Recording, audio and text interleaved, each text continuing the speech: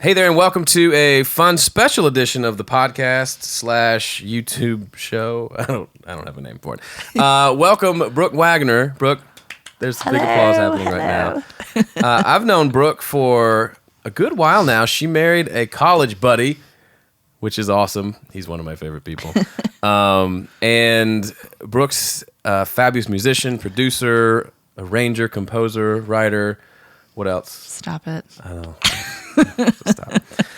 She's mediocre, and she wants to. No, I'm kidding. Surviving. Brooke's fabulous, and we connected recently at a writers' event where she was sharing some with a bunch of cute young songwriters who were cute, bright-eyed, and excited to take on the world. And Brooke shared a lot of cool stuff that I thought was something that a lot of my crowd would get into as well, because I would say not most, but a lot of my folks are also songwriters, musicians, and they're recording themselves. So that's great. We're just going to dive in and see what happens, but can you give everybody a little quick who's Brooke summary? Well, I've been playing piano basically my whole life and got into songwriting as a kid. Thought I was going to kind of go more the classical route. Went to school for composition. Was going to go film scoring. Made kind of a detour move to Nashville after I graduated college and got really hooked on immersing more in the songwriting process. So I do a little bit of film scoring, but it's definitely not the focus per se. So I've been in Nashville 10 years now, and everything that I write for myself is fairly key-based, with a lot of orchestral elements. But yeah, a lot of different hats, like you said, some production. I write with a lot of people in town and various cities, and travel, playing shows, and a lot of session work as well for keys and vocals, whatever will pay the bill. Well, just before we started recording, we were talking about that. I think people have this view of, if I become a full-time musician, then I will always do this one thing. And that doesn't seem to be the case. It seems like at least all the people I know who are doing music, they've got their hands in lots of different things. And it's kind of this crazy puzzle of all music-related stuff that they do. I'm assuming that's been your experience too, right? Yeah, I think it's become more that way too. Early on, it was really focused just on the craft of playing and writing, just for my stuff. It was all pretty precious and protected. Yeah. And I was really pounding the road the first 5 years, just promoting my work. So that felt fairly focused, but things started to kind of morph outside of that as I got more connected in Nashville. And I actually found that I love all the different hats. It keeps me sharper, I think, and like constantly learning and expanding. So, and if I'm not always wanting the pressure of touring or being out there, you have to do something else, So yeah, it has morphed. Yeah. The ever-changing. So speaking of morphing, so even you mentioned like in the last 5-6 years, even the stuff that was working 5-6 years ago is different, and the selling music is a big thing that's shifted and changed. How, in keeping with just the random flow of this conversation, obviously, my crowd wants to know how to make better music, create better music, and with an eye towards love to sell this music. Yeah. And obviously selling music is a interesting, crazy endeavor because it's ever changing and it's so different now than it was 5, 10, 20 years ago. So what do you say to the folks who are maybe going to put out their first record this year or next year, and they're wanting to sell their music? Should that be their main focus? And B, if so, how do they do it? Or what would you advise them? Well, there's so many ways to do it now. I still believe in the power of a live setting. There is a real tangible aspect to selling music in that setting. So you're making that emotional connection through performance with people in person. And if they connect, they buy your stuff. They still do. That hasn't changed over time. But if you're not feeling like you're going to be out there in that way, there's just so many mechanisms to use online and with video content and, just building something through social media and streaming culture. I mean, there's some good competitors. There's, obviously Spotify and Apple Music and all these things, but I mean, YouTube is still the number one way people access music still. And it's definitely the elephant in the room of how to monetize. So it's kind of a mess. I think it's getting better. And I have friends actually who are kind of in the tech side of trying to fix that. Yeah. It is getting better. But it's, it requires a ton of work to build, you're competing in a sense, like mass amounts of consumers out there, but also tons of music. So figuring out a way to kind of set apart or at least find your niche and, speaking and building into that. But I mean, you can literally build an empire and never leave your room now, which is crazy. So do you think the average artist who's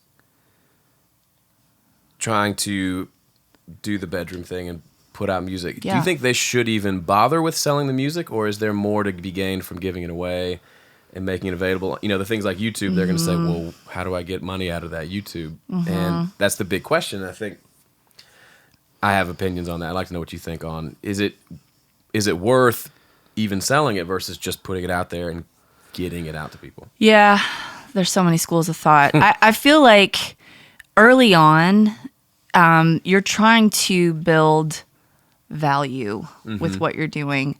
And I do think there's a definite separation between the term compensation and rewards. I feel like the reward is the actual making of what you've done. I mean, it's the song. That's the reward. That's what is so satisfying and gratifying. But compensation is vital if you're trying to do this for a living. So, I think early on, free is probably the way you should go. I mean, just because you made something and put it out doesn't mean people are going to pay or should pay, So like, how do you build a value around it? And that's sort of what we're all perpetually debating. I think too, like free music doesn't have the same draw that it used to. Yeah, it doesn't. I remember when you hear Derek Webb tell his story of doing an album for free, and that kind of led to him starting Noise Trade and all that. Right. But that was a big, like, oh, you're going to give it away for free, and they got huge numbers of email addresses.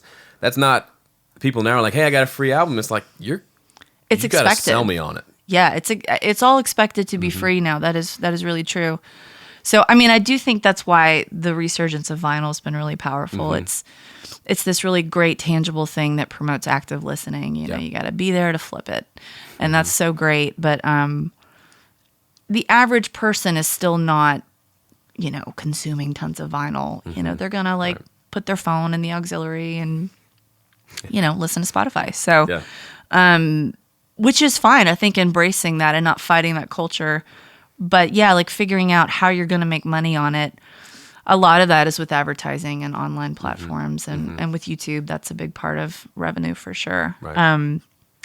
But that's where I do see value in playing live, because there's no question about the transaction. It's just people get it and understand.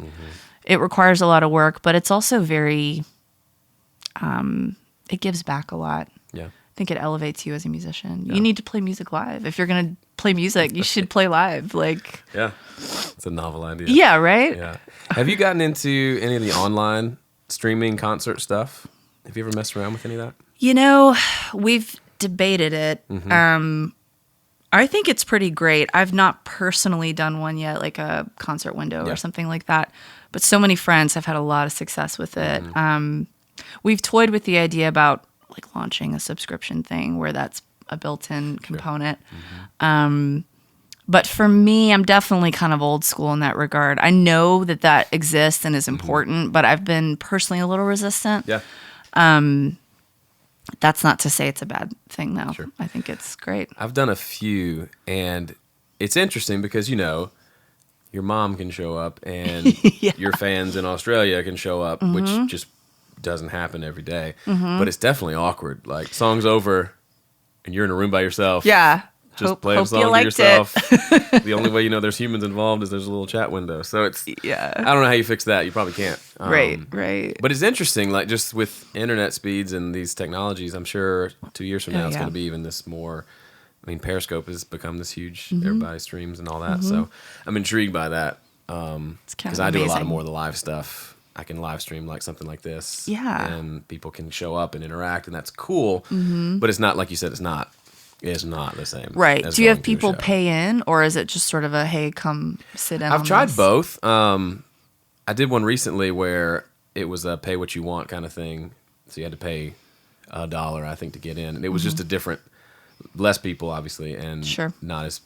people not as excited about it. Right. But it was an interesting setup because you get them in for free, and then there's tip rewards and that whole deal, which was interesting. You can come up with unique things to sell. But Right. I think, obviously, I want to talk about the music and not just the money. Sure, but yeah, I yeah. think it's cool I think for a lot of people, they're stuck in kind of an old mindset of, if I make good art, people will just throw their money at me. And they don't want to probably put in the work to become an entrepreneur or at least a business person, or at least pick up some business savvy to Which is find vital ways now. to create value.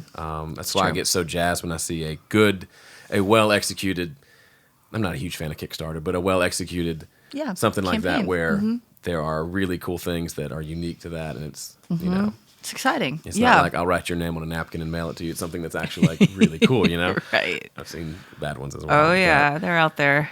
So let's talk more about fun things. Like, so obviously songwriting has been kind of at the core of what you've been doing for a long time in composing. Tell us a little bit about kind of your songwriting process and what that looks like for you. Because you do a lot of, what I love about your music is it's so intricate, and there's a lot of like orchestral stuff, and you're big on, I love to talk about writing out that stuff, because so Yeah. few people are, Yeah. other than pulling up a virtual instrument and hitting Yeah, buttons. and, right? I have an orchestra now. Right. Yeah. I mean, again, technology is so powerful. Yeah. It's incredible. I come from some old school traditions. So I was at a very early age kind of being reared for this like classical thing, and discovered pretty early on that's probably not what I was going to do on that level, just because if you're not like killing it at age 9, you're probably not going to make it. So quickly learning, I don't know if that pressure's for me, but discovered the love of writing around that time, actually. And so it was a really sweet departure from the pressures of classical world. But I still maintain the craft of deepening like the technical side with classical. And I did that all the way through college. So I studied for about 20 years just on the art of playing, which I can't stress enough to any musician. I don't care how many things are at your disposal and all these little tricks and things to cut through the time. There's so much power in constantly trying to master your instrument, and it will always open doors. That's like an age-old thing that has not gone away. Yeah. So, there's enough session work still happening where they want to hire the best player. They want to hire the best person. For me, that's helped. It's kind of interesting. I don't play classical music for my own stuff, but I have pulled a lot from it. I do feel strongly in that it's really great to know rules, and then you know how to break them. So not being afraid of learning theory. Don't be afraid of that stuff. I kind of get into it. I kind of nerd out over it, but most people, not everybody likes that, which I understand. You can get bogged down, but there's real power in knowledge and like understanding why something works. Yeah. So that's been a big part of my background. And then I went to school for composition and orchestration, and I had a really old school teacher who forced me to write everything by hand. Pencil and paper. I mean, just old school, archaic. Totally archaic. But there are a lot of theories, pun intended. There's a lot of theories behind why that's helpful and beneficial as a writer, just that actual active process of writing and interacting. And it sort of morphs how you're approaching it. So they're very subtle things, and they do take up time, and I don't write everything by hand anymore. I've certainly you gotta, output has to be faster. But having the tools, the foundation is really key. And so that's a big part of writing. So I still, when I'm writing songs for my records or for someone else's record, I'll start at the piano. It's always melody first. And that's kind of happening in tandem with rhythm. You're just sort of like goofing around on a piano and kind of it just happens. And then lyrics always come later once I sort of have this framework in place. And lyrics are very rhythmic to me. That's almost another instrument in my mind. And then when it comes to production, that's such a fun part, you know, where you get to really just, the colors are endless. So thinking as big as possible and then paring down from there, you know. Yeah. So the arranging starts taking place then. But I always, for me, my gauge is making sure, is this a cool song by itself? No smoke and mirrors. Can this song survive with a dude and a guitar or a girl and a piano or whatever you're doing? That's a big deal to me. Yeah. I talk about that a lot with in the home studio world. There's so many toys and tricks, like you said. Yeah. To the point of people want to know, all right, how do I mix a vocal? And to the exclusion of, does it sound good? Was it performed well? Is the song any good? And so I feel like I have to hammer a lot of that a lot of the times of, hey, your guitar tone could be good, but your guitar's out of tune. So we can't really talk about anything else until you go tune your guitar and re-record it. So there's some of that, and I'll try to hammer that home of always get back to the source. The source has to be fabulous before you start tacking on all these great things that we learn how to do with all the tools. That's really fun to hear you say, because it's tempting to, like, I still write just on paper, but just I'm not charting and scoring anything. No, I don't like to open up the computer and record it and loop it, and it, to me, that gets into a different, it's creative, and I'm not against people doing that, but for me, it needs to be a song that I could play in the woods, you know, without a piece of technology, and it works. Because there's something really, because that takes a lot of work. It's easier to just like, these chords work, and that lyric's not horrible, let's record, and then you drown it in production, but the song was never that good. And I'm sure you can get to good places that way, but I don't like to go that route. I agree. And I think most people, I would venture to say, even if you don't really have a background in music or fully understand what you're hearing, know that. You know, they can hear if this has a real emotional connection or if it's just a bunch of bells and whistles, you know, like it's important. And I really want it to be a part of the tradition of writing, you know, from the beginning of time, the way that we're writing things is we're finding a surface and we're writing it down, you know, or trying to memorize something that we think is cool, and then sharing that, you know. So while I love all the technology, just literally like right there at our fingertips, I always want to marry the two, you know, so like trying to stay in both worlds as long as I possibly can. Yeah. So your latest album, we've got it here in front of us. Do you want to take a break and play one of the songs? Yeah. We've talked about going as big as possible. Yeah. But with an awesome song. Which song? Song man, now I've set myself up. Let's see. Big as possible. There's some fun, speaking of production, there's some fun production on Oven Bird. And then Widowmaker is one of those songs too that it totally works on any instrument. I've been in a church and played it on an organ. I've played on a little Casio 2-octave thing and tried to pull it off. And that's one of those songs that just kind of wrote it itself. It's not even 2 minutes. So cool. Let's open up Widowmaker and see what it sounds like.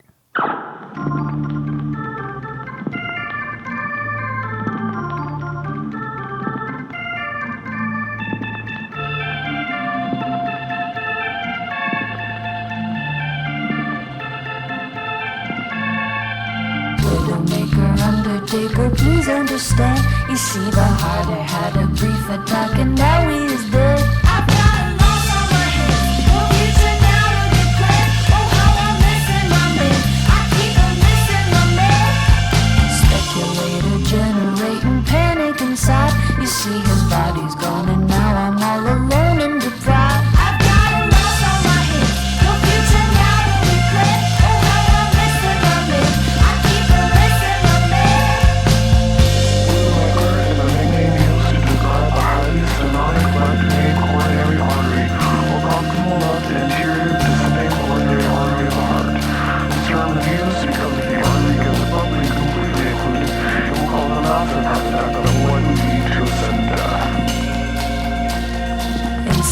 later, see you later, done all you must. The Widowmaker stole my mate, his ashes are dust. I've got a loss on my head, no kitchen out of the bed. Oh, how I'm missing my man, I keep on missing my man. Widowmaker, undertaker, please understand. You see the heart I had a brief attack and now he's dead. I've got a loss on my head, no kitchen out of the bed. Oh, how I'm missing my man, I keep on missing my man. I've got a loss on my head, no kitchen out of the bed. Oh, how I'm missing my man, I keep on missing my man. Oh, I love it so much. It's so good. It's so good. It's just, so your songs are always super, I don't want to say catchy, that feels, but they just stick in my head. for That's days good. and Thank you. That's days and good. days. And I'm always intrigued because lyrically your stuff is really interesting. Like there's, you make up words sometimes and like there's just things that I don't know what's happening, and it's but I still like it's stuck in my head even though I'm not sure what I'm singing. Like, Oh, wow. Tell me your approach to lyrics, because I know you mentioned this at that thing the other night, which was I think kind of cool, especially in a town like Nashville. That's all about gonna tell a story with my song. Tell the story. Yeah, of course. How do you? Obviously, every song is somewhat of a story, but kind of what's your thought process behind lyrics? I feel like with lyrics, I have zero rules. I just don't have any rules, you know. I think with music, without even realizing it, I do have some set parameters for each thing, but lyrics always feel very freeform. So sometimes I have a specific idea I want to talk about, like a really specific story. I'd like to try to maybe not retell it, but at least convey the emotion from it. I have no problem being kind of cryptic and abstract. But I will say what's been great about living in Nashville is it has forced me to try to figure out how to do that, but also have the layer of overt, you know, to get better at that and stronger at that. So I don't know if I'm there, but I'm certainly working on it and trying to like hone the story more. But I also am really big on the phonetics. I like it needs to be fun to sing, you know? Yeah. So that's big. It makes so much sense. So that last one, or maybe just in general, because we talk about recording a lot around here. What's your, when you get the song done and it's time to get in the studio, and how do you tend to approach it? Is it pretty traditional, let's go lay down drums and add things to it? Or do you like to get a bunch of people in there playing at once? I'm obviously big asterisk. It depends on the song and all that. Yeah. But what kind of vibe do you like to go for? It depends on the album, actually. Okay. So I would say the first two albums, I always do a lot of pre-production. I will say that. I'm very much a planner. So the first two albums, my EP and my first full length, we did piano and drums together. That's always been kind of a crucial thing for my stuff. Some earlier work is a little bit more movement based and less like verse, chorus. Right. So kind of mapping out timing, and we'll do that together live. And then, we'll layer it, bass next usually. And I haven't done a lot of guitar in the past. And then I'll write out string charts or brass parts, and then we'll just hire a group. And I've learned in the past, it does work faster if you write it all out. So if you want a great player, typically in that world, they need music. They need to see it. So you can get exactly what you want across. It's just faster than trying to sing it or figure it out, you know.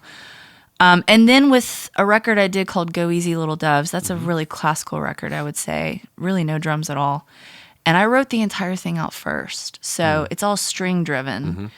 And the piano was the final piece. So it was totally different. It was the last thing we did. So that was a really different headspace.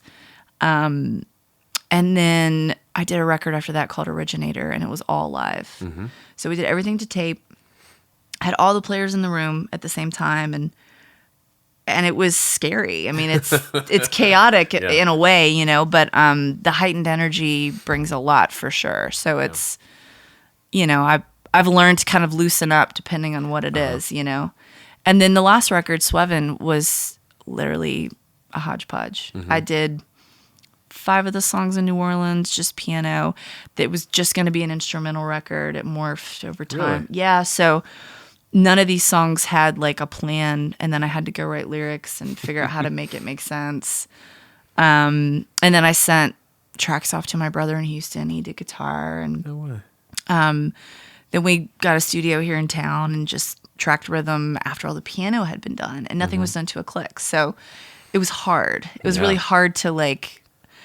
I basically just had to put it on repeat for the drummer and bass player until they learned the push and pulls, you know. So that was a whole different challenge. Yeah. It's been different every time. I was going to ask you about that because obviously from a classical perspective, things speed up and slow down all the time, and that's, All the time. I mean, that's a huge part of what it is. So this last one with the songs not recorded to a click, obviously I'm assuming that was intentional. Or were you not planning to add the drums and bass later? Would you do it differently? That was the thing. I hadn't planned to add any of that. Really? It was just going to be like a piano record, and it all changed. But that was so fun. You know, I think like there are no limits, and that's the beauty of music. You know, you can kind of, if you get so bogged down in like, oh, the click, and it's got to be this locked in thing, you start stripping away the magic of the mystery of music, literally. Like, it is a life form all in and of itself. And so not being scared of that. And if you quote unquote mess up, figure out how to embed the mess up, how to make it work to your advantage. That's always something I'm looking for.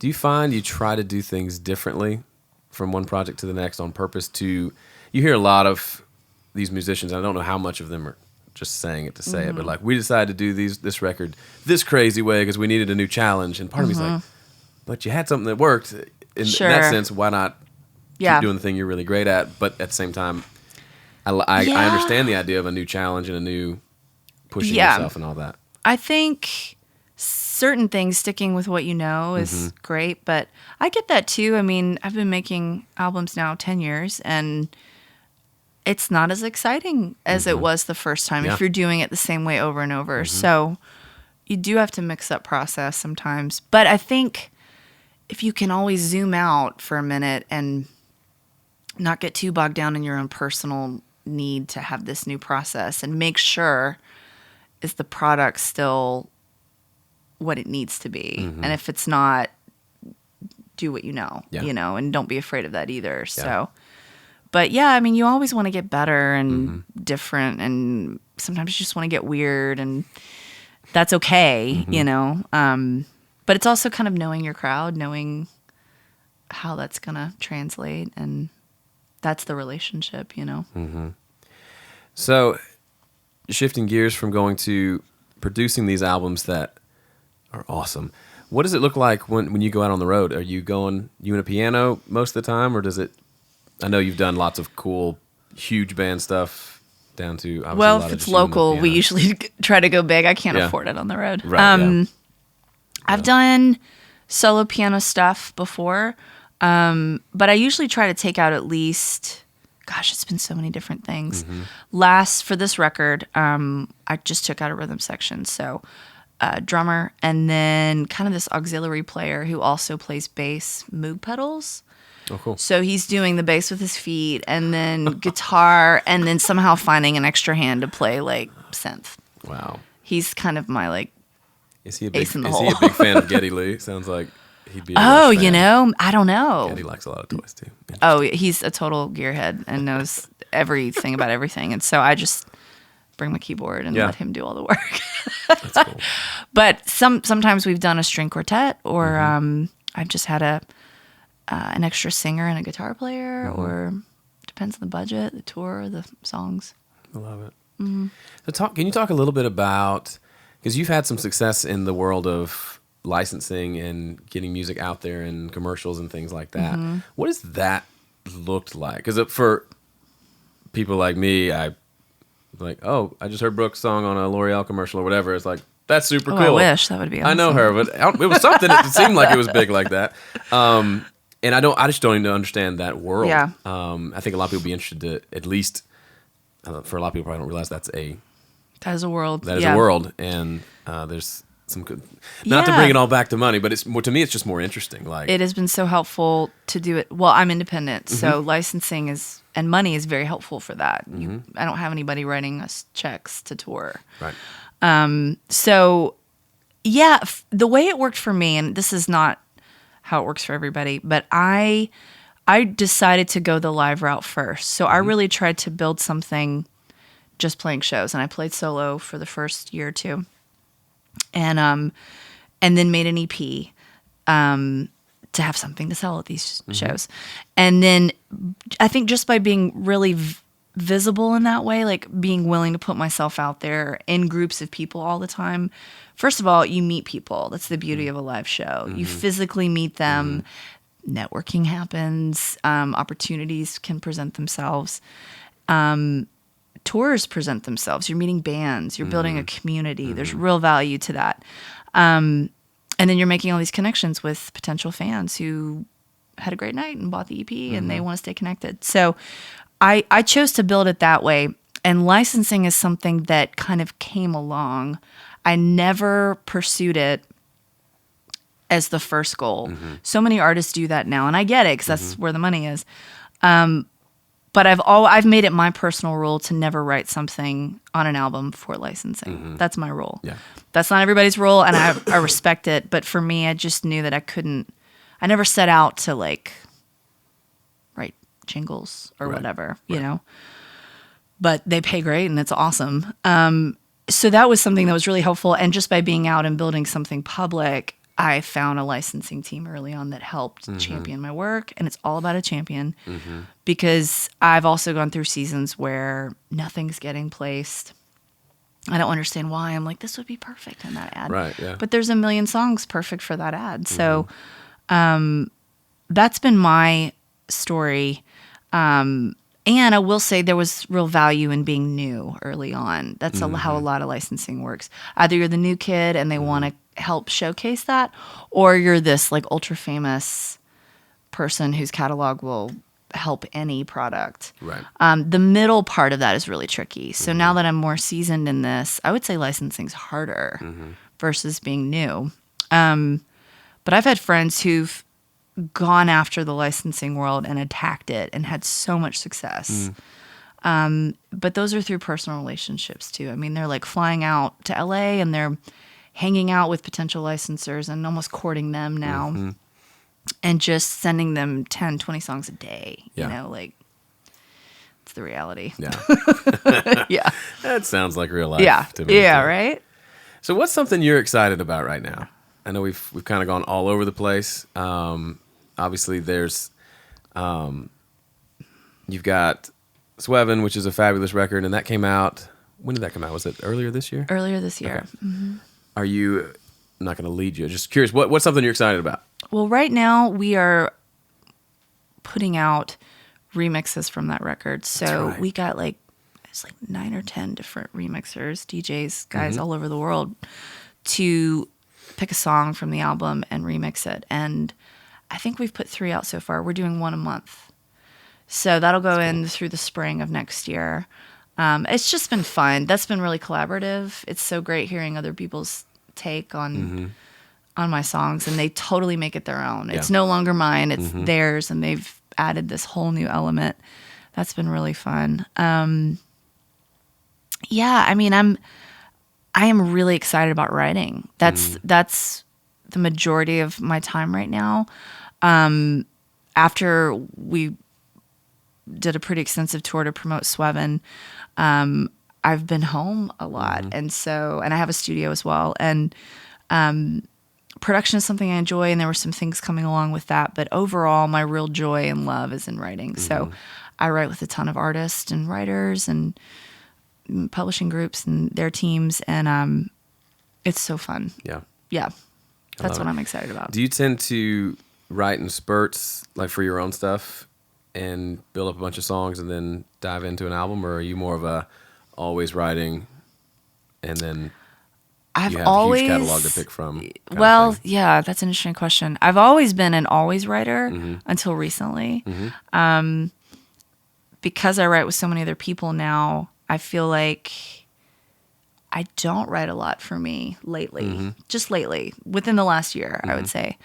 I also am having a harder time just writing for the love of it. If it's my thing, I kind of have to know what I'm writing for now. Like I have to know, okay, I'm going to make an album. Otherwise, it's just time is really precious right now, so it's hard to carve it out, which is a little sad. That feels kind of like a loss. Right. but I'm trying to funnel that into other people's work, and the joy in sharing that now is really great. I think I'm less introverted about it and more collaborative, which has been really good. What would you say,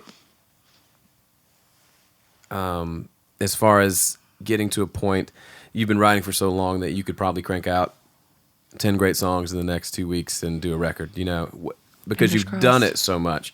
What do you think are some of the keys that have helped you improve as a songwriter? I know repetition seems to be a thing we talk about a lot, just in general, at least I do. Are there other ways that you've gotten better, or other art forms that have informed your writing, or things that have helped you become better than you were 10 years ago? Yeah, I think I will say everybody kind of has their strengths and weaknesses with this. I think early on for me, really early, like when I was a kid getting into this, melody seemed to be something that was really natural, that I could just hear. Lyrics were always more difficult, time consuming. In fact, I found them to be a burden for quite a long time until I kind of hit this new level of like, oh, this is just this great enhancer. You need to really dive in. And I think like a big time for me in figuring out how to write was when I moved to Nashville and decided to do a solo thing. I was really paranoid about being this like solo piano artist, and just paranoid it was going to be boring, to be honest. So that thought was ever present in my writing, and like, how do I make this not boring?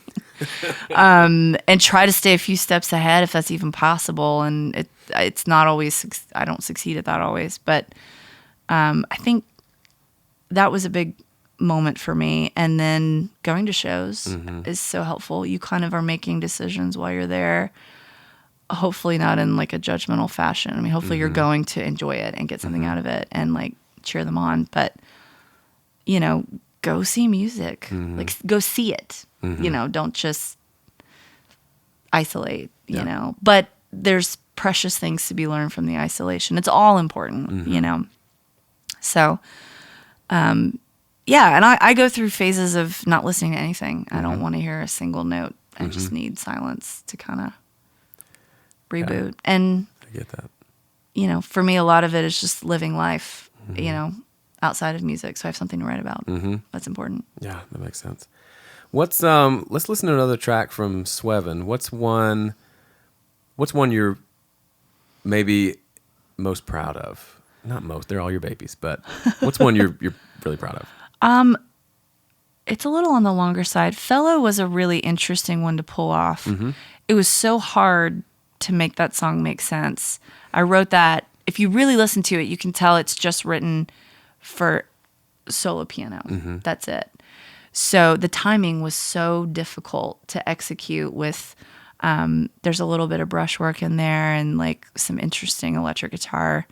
And then I opted to go a choral route with the vocals because of the push and pull so much. So lyrics took forever. It's just supposed to be a piano song, so the timing was so hard. But I actually was really excited about how it turned out. That's so cool. Yeah. So this is one of those songs that doesn't bore them when it's just the piano. Hopefully. And now we've added lots of extra funness to it. All right, it's called Fellow, right? Yeah. All right, here comes Fellow. Call me love. I'll come. Your face is shines bright. Shadows see for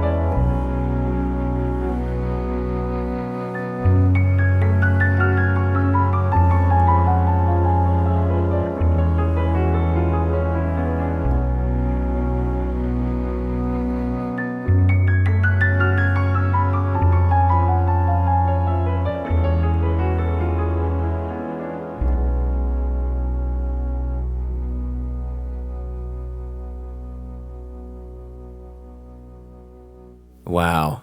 So I'm going to go ahead and say I was telling Brooke while that was playing.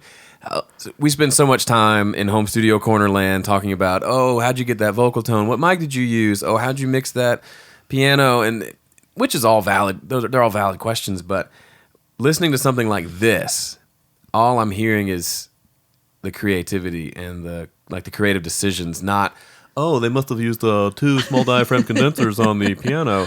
It's all, it's the timing and the piano and just the performance, and then the restraint of not using tons of instruments, even though you said this took a lot of work to make it come through. Anyway, just a little golf clap. Oh, man, it was thank beautiful. you so And much. When I don't hear the mix, like I do these mix critiques a lot, and when they'll come through where I just forget to say anything and I just listen the whole time because I'm actually listening to the performance and the music, and I feel like we get so bogged down in getting all this technical right, we forget like we're really just supposed to get out of the way and let something happen. Yeah, it's hard. So that was a good Cool. audio reminder. Oh, that's great. Thank you. So I want to shift gears after I've complimented you. Let's get awkward for a minute. One thing that I talk about occasionally, and people seem to appreciate it, or it scares them, I don't know which one, but is this idea of we're creative people. We're creating art, we're putting it out there, and that necessarily comes with a huge amount of insecurity as musicians. What does that journey look like for you? I always knew, I can honestly say I always knew I would do something with music for a living. I didn't really know what, and I still don't know what. It's still a journey. You're going to get there. Yeah. And I really, someone told me that early on when I was trying to kind of get my career legs under me, just basically saying, just enjoy the ride. Which at the time I found frustrating. I was like, no, but I have these goals and I know what I want and all this stuff. But there's real wisdom to that, because even if you achieve the goal, it's never enough. It's never enough. So really just trying to make it enough, And that's terrible business advice, but that's how I really feel about it. Like, I don't want to get so consumed with business that I lose the love of what this has always been in my life, which is a really powerful force to say things I cannot say in real life. So it's such a powerful medium. It connects us all. It is so universal in that way, and it feels very special to be a part of it. But it is, I think it kind of gets harder with age. You get more self-aware in a lot of ways. And then in other ways, I'm in my 30s now. And so in some ways I'm less self-aware. I'm like, I don't care what you think. I'm just going to do it,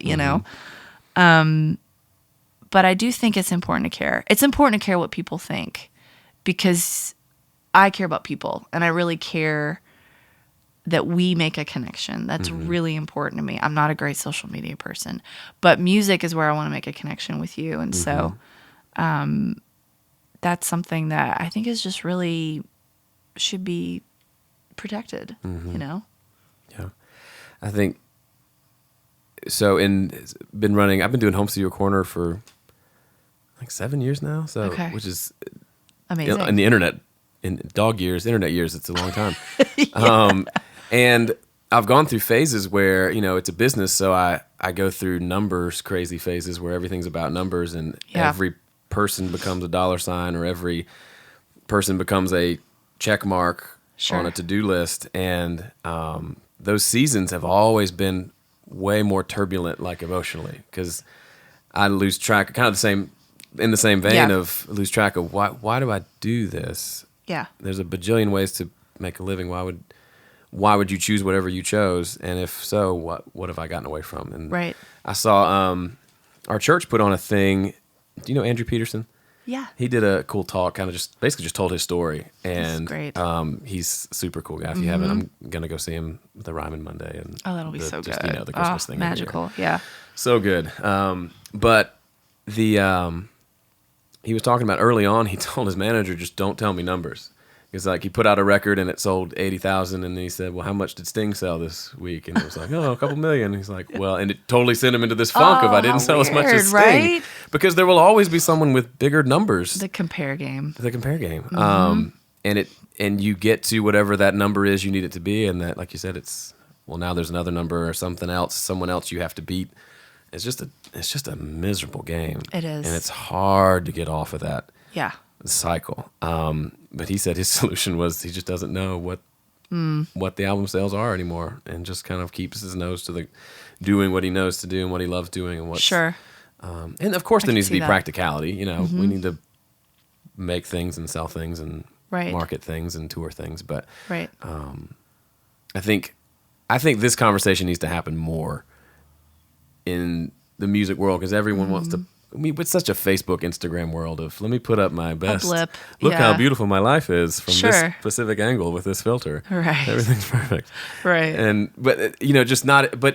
then there's the oversharers who share everything, and that's super awkward too. But where's that middle ground where, hey, I'm struggling, and it's okay. I think I feel that pressure of people that they have to either just knock it out of the park or go home. And there's so much good in the middle ground of there is. You put out something and it's not a home run, but it was great and it was beautiful and it connected with some people, and that's actually a good thing. And our mantra is always, like, from the business side, like, I just want to be a good, like, middle class musician, you know, like carving out that space, you know, it's either feast or famine so often. And I'm convinced there's got to be another way. Like, there has to be that middle place, sustainable, rewarding, and you get to make it, you know, and that is the reward forever. You know, you may not, like, go down in the history books, but it doesn't make what you're making less important, you know.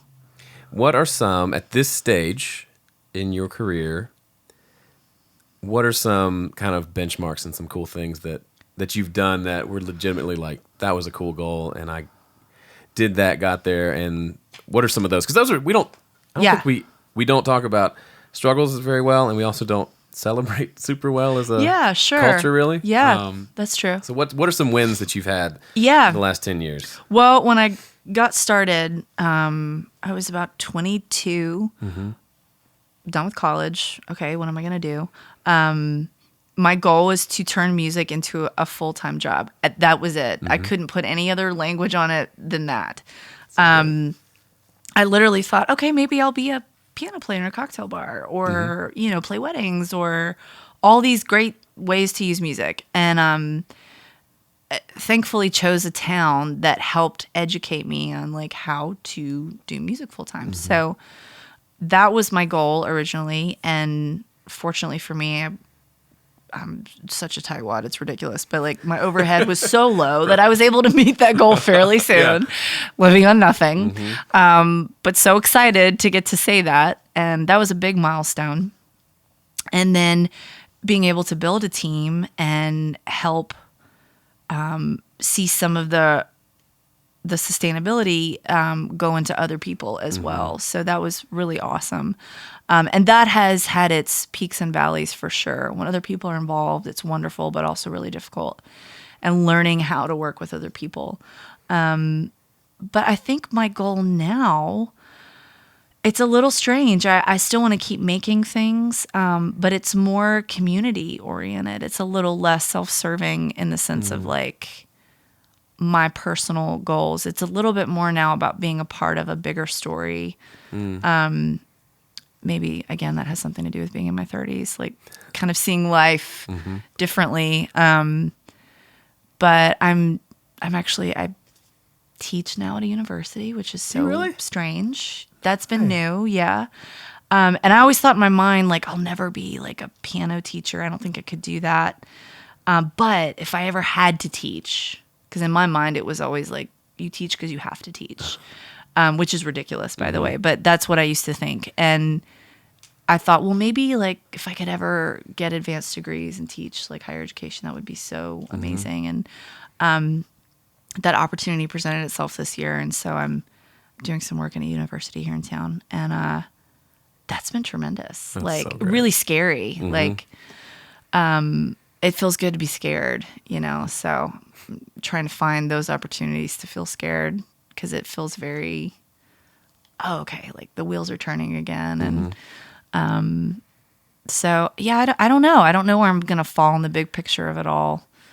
But I always try to make something, hopefully, that I can look back and not be totally ashamed to listen to, which is really hard to do. And I haven't always succeeded at that either. But that's a compass line for me. Like, how I don't want to follow trends, but I also want to like have a singular voice, but be a part of a community. And like, it's all these things. Yeah. It's all the layers, you know? So I love the idea of having a body of work. Like when there was one album, it's like my body of work is this one thing. Yeah. And, you know, suddenly you look back and like, oh, there's like over on my couch is a stack of albums. Like, yeah. it would take me a long time to listen to all of them consecutively because you've created this body of work and you're, you know, just getting started, I would think. And anyway, I love that idea. I think Yeah. Matthew Perriman Jones did a thing a couple years ago where he gave away all his Oh yeah, I remember all his that. albums at the current time yeah. for on Noise Trade or something, and it So was great. just something about impressive. Yeah. listening. Yeah, it was impressive, but it was also like, man, like to have. It's almost like little snapshots of who you were. This is what I could do at that moment in time, and now I'm doing Yeah. this and this, and That you found the stamina to Yeah. make that much. yeah. And I talk a lot about on Home Studio Corner about how important it is to finish things, and it taking 20 years to do one record probably just you could probably make a lot of less perfect records, and even that one's not going to be perfect anyway. So Right. just to actually just look over on the couch and see this big body of work, and it just Yeah. that kind of stuff fires me up. I don't know That's if so everyone's cool. like that. I'm but with it's- you. That's it's just exciting. to be able to say these are things I've created. Yeah. Super cool. Yeah. Well, can we listen to one more of your songs? Would that be okay? Yeah. What should we close it out with? Let's see. Should we go like fun light, or we could go? Let's go fun light. Let's go fun light. Because Fellow took me to a little bit of a dark place. It gets a little moody. Yeah. Let's try Ovenbird. It is just kind of Ovenbird. fun. Here comes Ovenbird.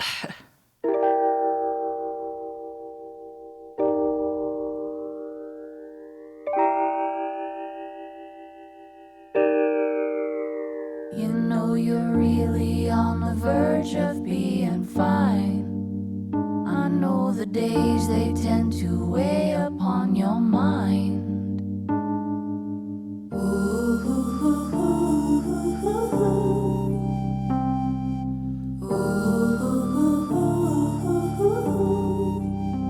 Of all the hours you wasted, time still on your side. Why won't you take the bait and build your castle high? You move at night so no one misses you outright. Fly to the hills to get a better view of life.